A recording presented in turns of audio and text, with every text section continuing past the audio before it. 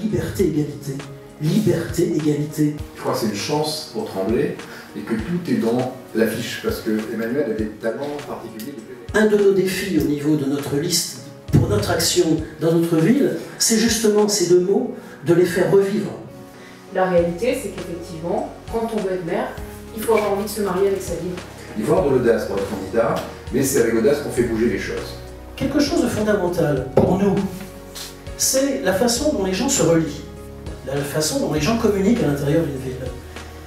On a vraiment la très bonne idée, je pense, de faire un maillage à haute fréquence de bus sur toute la ville, et ça va peut-être vous parler de minibus. Synchroniser pour les gens qui se lèvent tôt, synchroniser tout simplement les bus avec les départs des RER.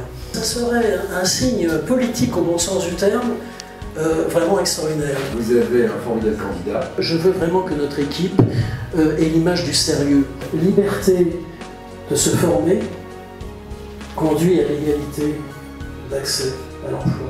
Dans une ville, on a moyen effectivement de donner un accès à une formation. On n'est pas contre l'esprit d'entreprise. Je pense qu'il faut avoir de l'audace pour être candidat ici.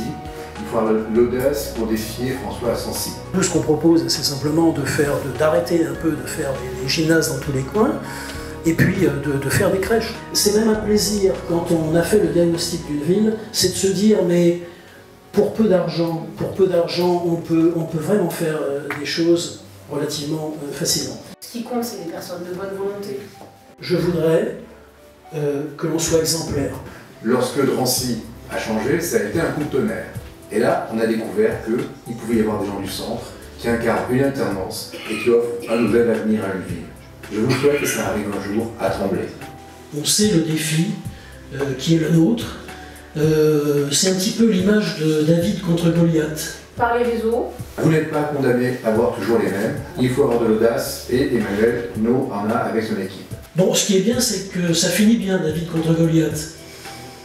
Nous avons du temps et nous avons surtout de la passion et de l'enthousiasme. C'est un effet boule de neige. Vincent connaît ça bien mieux que moi, il a plus d'expérience. Le manque de communication, c'est un problème d'ignorance, c'est un problème d'étrangeté. Et il faut un monsieur qui rapproche les uns des autres. Emmanuel peut vous l'apporter, vous avez compris, c'est quelqu'un qui a une vision, qui aime le concret, et c'est quelqu'un qui sait réunir, qui sait rassembler. Je suis venue soutenir Emmanuel No comme candidat à Tremblay parce que déjà, j'étais la toute première à le rencontrer comme futur candidat il y a plus d'1 an. Et puis je pense que cette ville, qui est quand même une ville qui a des moyens importants, offre beaucoup plus à ses habitants. Et l'avantage d'Emmanuel No, c'est que c'est un homme de bonne volonté, qui a juste envie de se retrousser les manches et d'être entouré de gens bien. Et qu'est-ce que vous pourriez lui souhaiter? Je lui souhaite déjà de faire une belle campagne et puis surtout d'être élu maire. Moi j'aimerais bien petit à petit gagner une notion qui me paraît là aussi à la fois morale, moralement républicaine, j'appelle ça le respect.